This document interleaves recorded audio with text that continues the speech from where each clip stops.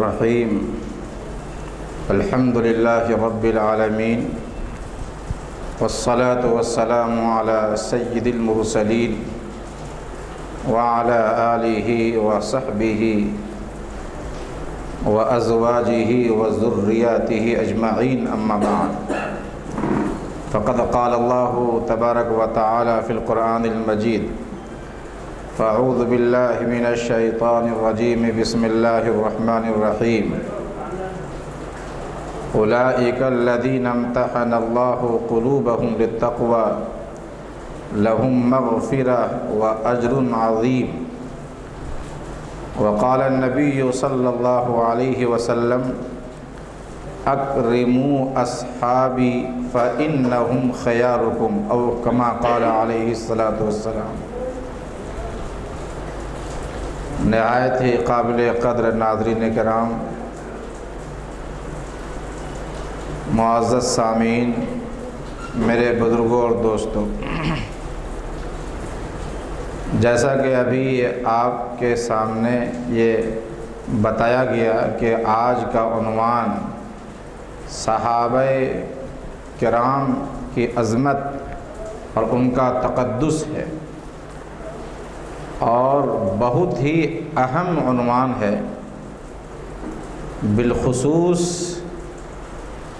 اس لیے بھی کہ آج کل صحابہ کرام کی عظمت پہ انگلی اٹھانے کی ناپاک کوشش کی جا رہی ہے۔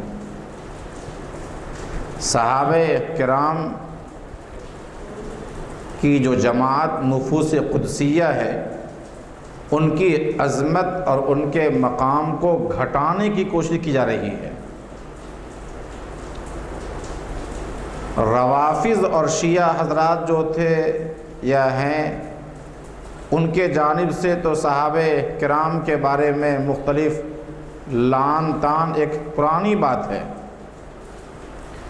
خاص طور پر سیدنا حضرت ابوبکر صدیق رضی اللہ عنہ، حضرت عمر فاروق رضی اللہ عنہ، حضرت عثمان غنی رضی اللہ عنہ، اور سیدنا حضرت معاویہ رضی اللہ عنہ، اور اس طرح کے جو بعض صحابہ کرام ہیں وہ ہمیشہ ان کو ٹارگٹ کرتے رہتے ہیں۔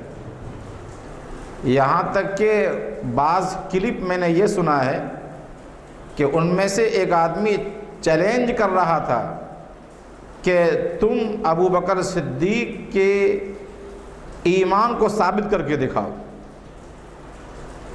کتنی جرأت کی بات ہے۔ بہرحال یہ ان کا یہ اپنا طریق ہے اور ان کا اپنا مسلک ہے، ان کا اپنا عقیدہ ہے، وہ ان کو مبارک۔ لیکن ہمیں افسوس اس بات پر ہے کہ آج کل ان لوگوں سے متاثر ہو کر کے بعض اہل سنت والجماعت کے لوگ بھی اس طرح کی باتیں بکنے لگے ہیں، اور عوام تو عوام بلکہ خواص بھی اور اہل علم بھی، بعض لوگ جن کو قرآن و حدیث پر عبور نہیں ہے، یا عبور اگر ہے لیکن ہدایت ان سے سلب کر لی گئی ہے، تو وہ بھی آہستہ آہستہ رفتہ رفتہ پتہ نہیں ان کی زبان بولنے لگے ہیں۔ اور اس سے نقصان یہ ہوا کہ ہمارے جو نوجوان جو طبقہ ہے، جو جن کا تعلق اسکول سے ہے، کالجز سے ہے، یونیورسٹیوں سے ہے، عصری تعلیم یافتہ جو لوگ ہیں، وہ گو مگو کی کیفیت میں آ گئے ہیں۔ شبہات پیدا ہو رہے ہیں ان کے ذہن میں کہ آخر مسئلہ اصل ہے تو ہے کیا۔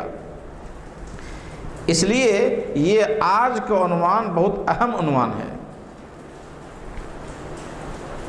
سب سے پہلے یہ سمجھیے کہ ایک اگر صحابی ہوں تو اسے صحابی کہتے ہیں، اور کئی اگر صحابہ ہوں تو ان کو صحابہ کہتے ہیں۔ صحابی ایک کو کہتے ہیں اور کئی ہوں تو ان کو صحابہ کہا جاتا ہے۔ اختصار کے ساتھ صحابی کا مفہوم بھی سمجھتے چلیے تاکہ بات ذرا واضح ہو سکے۔ لوگ کہیں ایسا نہ کہیں کہ انہوں نے ایمان قبول کیا تھا فتح مکہ کے بعد، انہوں نے ایمان بعد میں قبول کیا، وہ صحابی نہیں ہیں، وہ صحابیت سے خارج ہیں۔ اس لیے اس کو سمجھنے کے لیے ذرا صحابی کا مفہوم سمجھیے۔ صحابی صحبت سے بنا ہے۔ صحبت کے معنی آتے ہیں ساتھ رہنا، ساتھی ہونا۔ شریعت میں صحابی کہا جاتا ہے جس نے رسول اللہ صلی اللہ علیہ وسلم کو ایمان کے حال میں دیکھا ہو اور ایمان پر ہی ان کا خاتمہ ہوا ہو۔ ایمان پر دیکھا ہو یعنی ایمان کے حال میں دیکھا ہو، دیکھنے سے مراد ملاقات ہے، کیونکہ حضرت عبداللہ ابن ام مکتوم رضی اللہ عنہ نابینا تھے، بینائی نہیں تھی، تو آنکھ سے بصارت کے ساتھ اگرچہ دیکھ تو نہیں سکتے لیکن حضور کی صحبت انہیں حاصل ہوئی تھی۔ ایمان کے حال میں حضور سے انہوں نے ملاقات کی تھی اور آپ کی صحبت انہیں حاصل ہوئی، شرف صحابیت ان کو حاصل تھا۔ لہذا یہاں یہ کہیے کہ حضور سے ایمان کے حال میں ملاقات ہوئی ہو، یہ مراد ہے، اور پھر ان کا خاتمہ بھی ایمان پر ہوا ہو، تو یہ صحابی ہیں۔ اگر کسی نے حضور کا عہد مبارک تو پایا، حضور کا زمانہ تو پایا، لیکن حضور پر ایمان نصیب نہیں ہوا، حضور پر ایمان لایا لیکن حضور کی ملاقات، زیارت، حضور کی صحبت نصیب نہیں ہوئی، تو وہ صحابی نہیں ہوں گے۔ جیسے اویس قرنی رحمۃ اللہ علیہ کے بارے میں آپ جانتے ہیں کہ انہوں نے حضور کا زمانہ تو پایا لیکن اپنی والد محترمہ کی خدمت کی وجہ سے حضور کی خدمت میں نہیں آ سکے اور حضور سے ملاقات نہیں ہو سکی، لہذا وہ صحابی نہیں کہے جائیں گے۔ اسی طرح حبشہ کا بادشاہ نجاشی، جن کا نام اسحمہ تھا، جن کے انتقال کے بعد حضور نے غائبانہ جنازے کی نماز پڑھائی تھی، انہوں نے حضور پر ایمان لایا تھا لیکن ملاقات نہیں تھی، لہذا وہ بھی صحابی نہیں ہوں گے۔ تو معلوم یہ ہوا کہ زمانہ پانا صرف کافی نہیں ہے، بلکہ زمانہ کے ساتھ ساتھ حضور سے ملاقات ہوئی ہو، ایمان کے حال میں ملاقات ہوئی ہو۔ اور یہ بھی ضروری ہے کہ ایمان پہ خاتمہ ہوا ہو۔ بعض ایسے بدنصیب لوگ ہیں کہ انہوں نے حضور پر ایمان لایا، حضور سے ملاقات ہوئی، لیکن اپنی بدعملی کی بنیاد پہ اللہ تبارک و تعالیٰ کی رحمت سے وہ دور ہو گئے۔ چنانچہ عبداللہ ابن خطل یہ مسلمان ہوا تھا اور مسلمان ہونے کے بعد یہ مرتد ہو گیا تھا، جس کو حضور علیہ الصلوۃ والسلام نے فتح مکہ کے موقع پر آپ نے قتل کرا دیا۔ اس سے یہ معلوم ہوا کہ ایمان لانا ضروری ہے حضور پر، اور ملاقات بھی ضروری ہے، اور ایمان پہ خاتمہ بھی ضروری ہے۔ یہ الگ سی بات ہے کہ حضور کے ساتھ صحبت چاہے تھوڑی دیر کے لیے ہوئی ہو، چاہے زیادہ دیر کے لیے صحبت حاصل ہو، یہاں تک کہ بعض ایسے بھی صحابی ہیں کہ انہیں ایک وقت کی نماز پڑھنے کا موقع نہیں ملا لیکن وہ صحابی ہیں۔ ایک نام آتا ہے حضرت عمر ابن ثابت ابن وقص، یہ قبیلہ اوس کے انصاری صحابی تھے، اسیرم کے لقب سے مشہور ہیں۔ سن 3 ہجری میں غزوہ احد کے موقع پر حضور کے پاس آئے پہلے کفار کے لشکر میں تھے، کفار کے خیمے میں تھے، حضور کے پاس آ کر کے غزوہ احد کے عین موقع پر کہا یا رسول اللہ میرے دل میں اب اسلام کی محبت آ گئی ہے، آپ کی محبت آ گئی ہے، میں آپ کی طرف سے قتال کرنا چاہتا ہوں، تو اقاتل او اسلم، یعنی میں پہلے قتال کر لوں پھر اسلام لاؤں، میں پہلے جہاد کر لوں قتال کروں آپ کی جانب سے پھر اسلام لے آؤں، یا پہلے میں اسلام لے آؤں پھر قتال کروں؟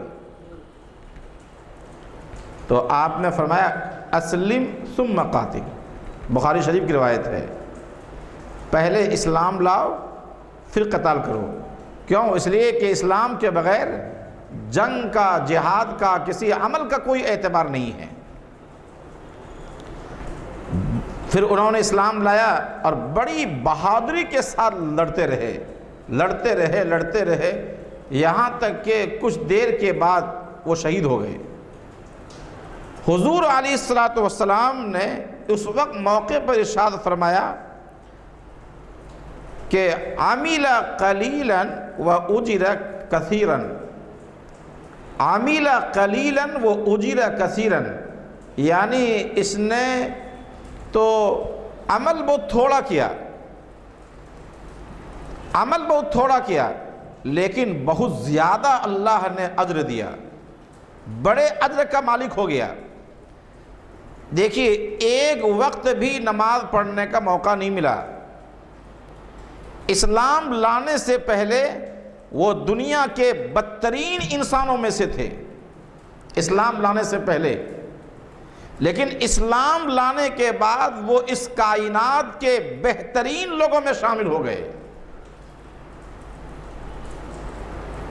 اور ایسے بہترین لوگوں میں سے کہ بعد کے سارے لوگ مل کر کے، سارے اولیاء مل کر کے، اتقیاء مل کر کے، سارے صلحاء مل کر کے ان کے گرد پا کو نہیں پا سکتے۔ عامل قلیلا یعنی بہت تھوڑا عمل کیا، تھوڑا عمل سے مراد نہ ان کو نماز پڑھنے کا موقع ملا، نوافل پڑھنے کا موقع نہیں ملا، روزہ رکھنے کا موقع نہیں ملا، زکوٰۃ کا موقع نہیں ملا، بہت سے غزوات میں شرکت کا موقع نہیں ملا، لیکن یہ حضور کی صحبت کی سعادت کی بات ہے، اور حضور علیہ الصلوۃ والسلام کی شرف صحبت کا یہ ثمرہ ہے کہ آپ علیہ الصلوۃ والسلام پر انہوں نے ایمان لایا، تھوڑی دیر کے لیے آپ سے ملاقات ہوئی اور آپ نے فرمایا انہ لمن اہل الجنہ، یعنی میں شہادت دیتا ہوں کہ یہ جنتی ہے۔ اس سے یہ معلوم ہوتا ہے کہ بہت زیادہ صحبت، بہت زیادہ دنوں تک رہنا اور سالہ سال تک حضور کی صحبت اختیار کرنا، یہ شرف صحبت کے صحابیت کے لیے ضروری نہیں ہے۔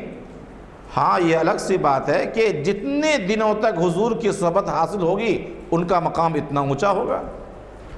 چنانچہ صحابہ کرام میں وہ لوگ جنہوں نے پہلے اسلام قبول کیا تھا وہ سب سے افضل ہیں، یکے بعد دیگرے سب سے افضل ہیں۔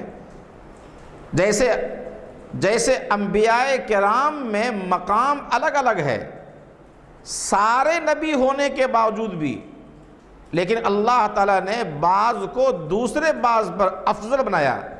تلک الرسل فضلنا بعضهم علی بعض، قرآن کہتا ہے۔ اسی طرح صحابہ کرام میں سے بھی اللہ تعالیٰ نے بعض کو بعض پر فوقیت دی۔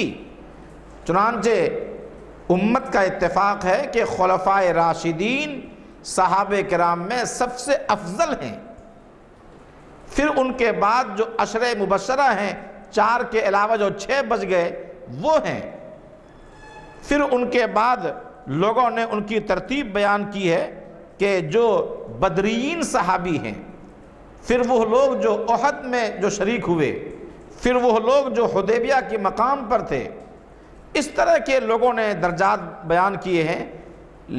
افضلیت کا ہونا ایک الگ چیز ہے، لیکن جو آدمی صحابی ہو گئے اور جن کی صحابیت پر امت کا اتفاق ہو گیا کہ یہ صحابی ہیں اور صحابیت کا ان کو شرف حاصل ہو گیا، کائنات میں انبیاء کرام کے بعد سب سے افضل ترین گروہ میں شامل ہو گیا۔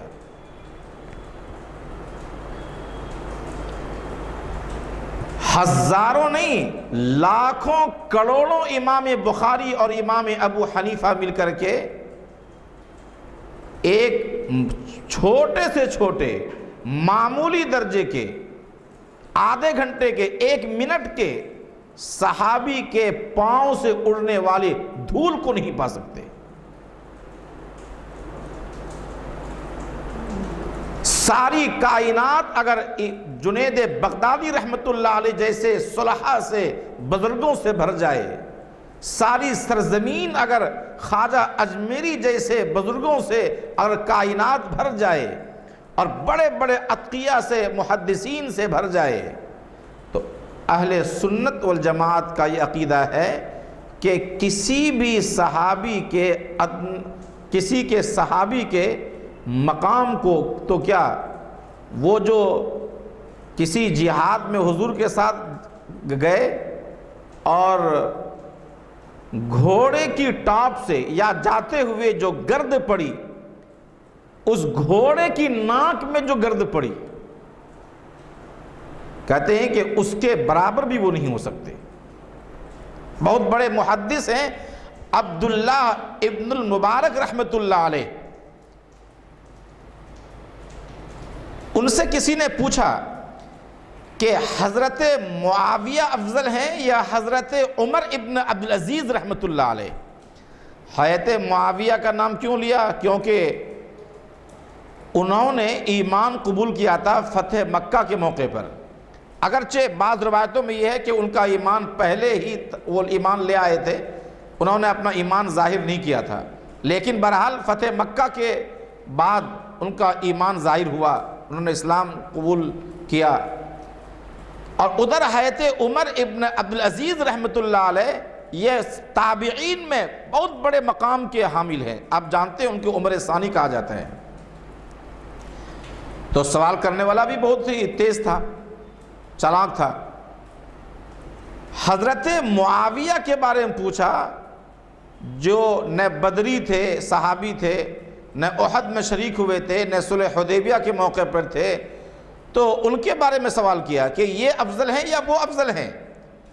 ابن المبارک رحمت اللہ علیہ نے فرمایا، کیا تم بات کرتے ہو؟ حضرت معاویہ جو حضور کے ساتھ کسی غزوے میں گئے اور جاتے ہوئے جو گرد اڑی راستے کی، اور وہ اس کے ناک میں نہیں، ان کے ناک میں نہیں، ان کے گھوڑے کی ناک میں جو گرد بیٹھی، جو میل بیٹھا، فرماتے ہیں کہ یہ عمر ابن عبدالعزیز اس گھوڑے کے ناک میں بیٹھی ہوئی گرد کے برابر نہیں پا سکتے، ان کے برابر نہیں ہو سکتے، ان کے مقام کو نہیں پا سکتے۔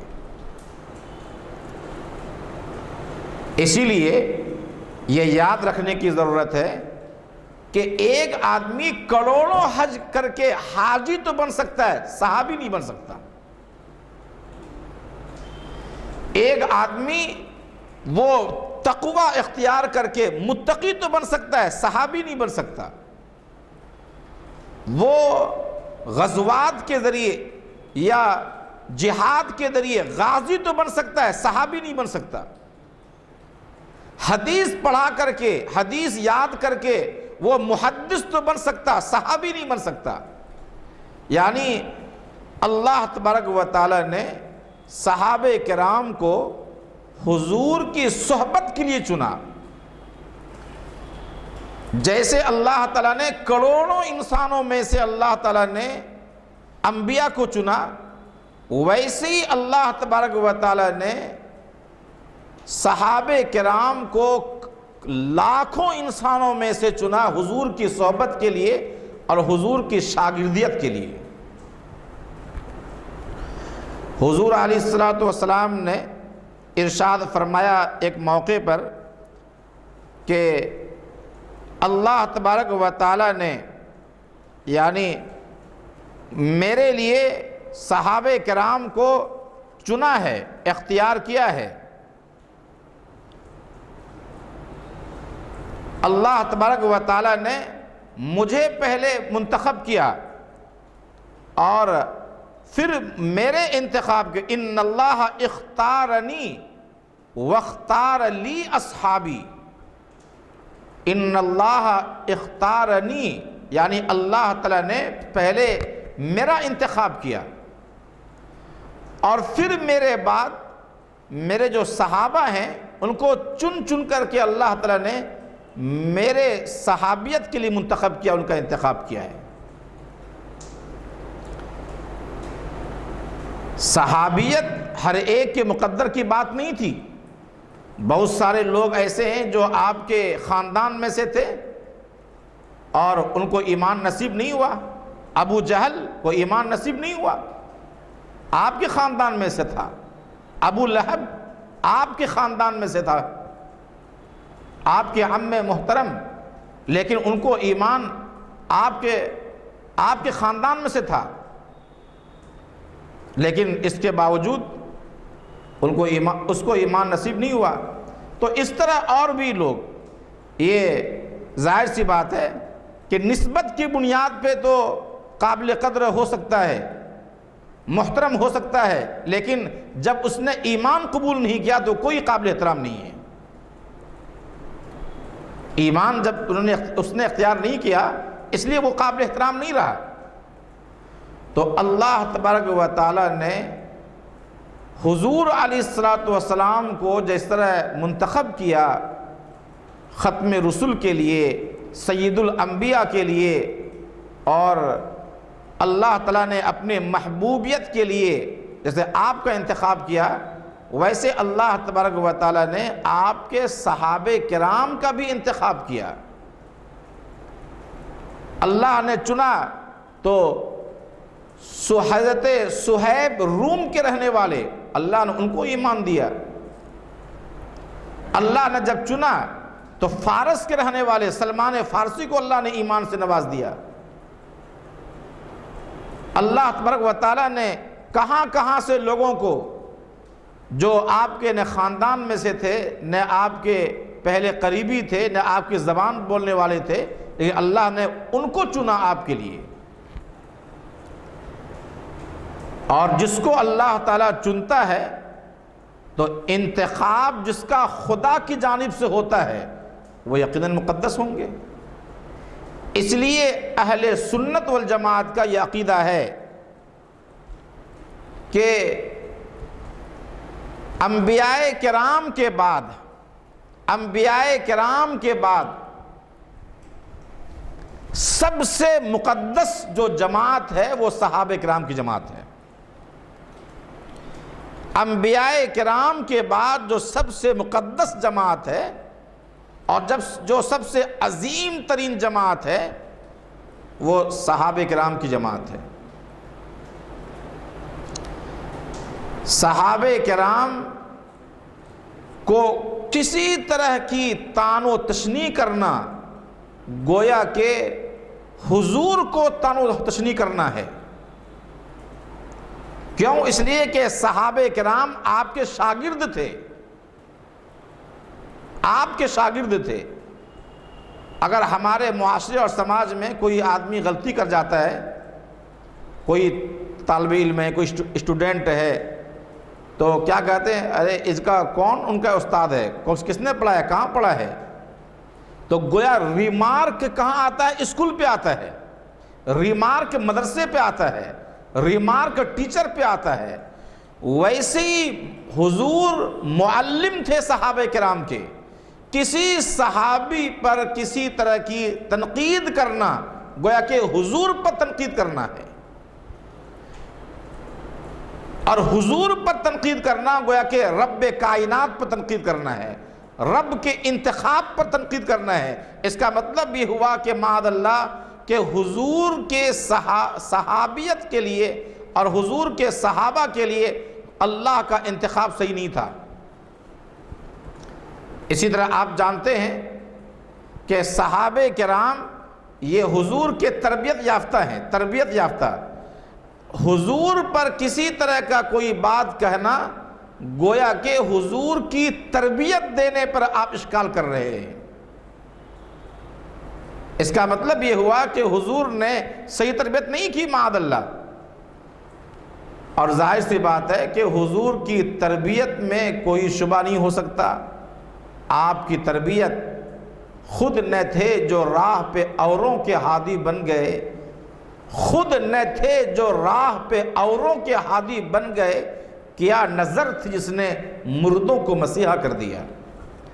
اللہ تبارک و تعالیٰ نے آپ کی صحبت سے جو جڑا وہ قطرہ تھا سمندر بن گیا، وہ ذرہ تھا آفتاب بن گیا، وہ جو کچھ بھی نہیں تھا لیکن وہ امام بن گیا، بادشاہ بن گیا.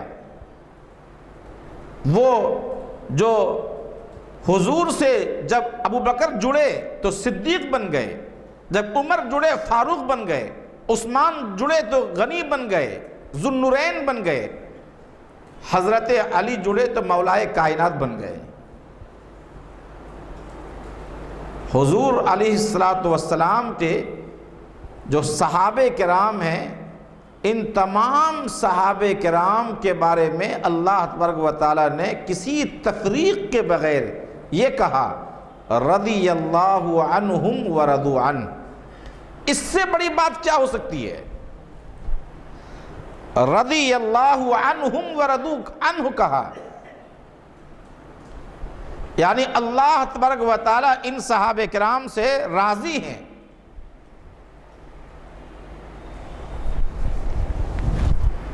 اور یہ لوگ بھی اللہ تعالیٰ سے راضی ہیں. رضی اللہ عنہم ورضوا عنہ.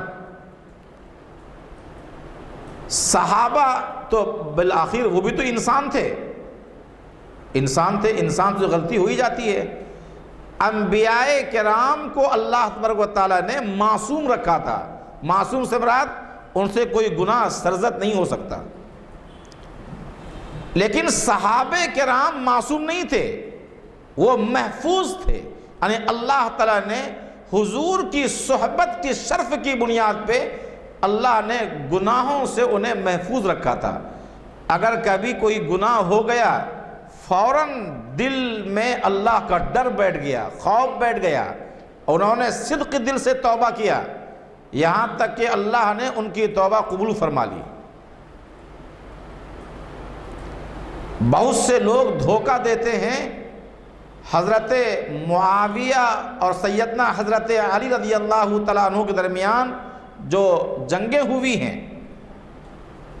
اسی طرح سیدہ حضرت عائشہ صدیقہ رضی اللہ عنہا اور حضرت علی رضی اللہ عنہ کے درمیان جو جنگ ہوئی ہے، جن کو جنگ جمل کہتے ہیں،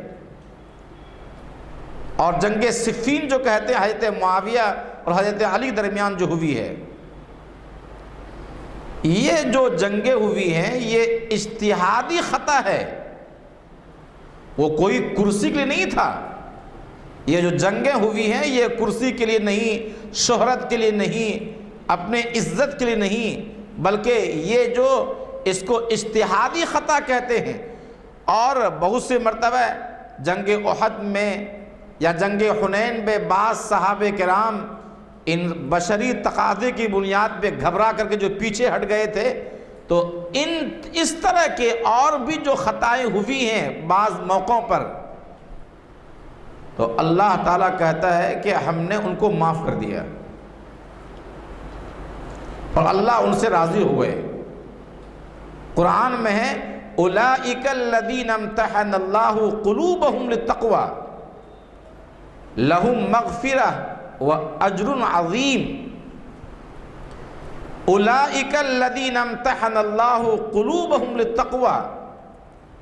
یہ صحابہ کرام وہ نفوس قدسیہ ہیں، یہ وہ مقدس گروہ ہے، یہ وہ مقدس لوگ ہیں کہ جن کے دلوں کو اللہ نے پرکھا، امتحان لیا، آزمایا، مختلف آزمائشوں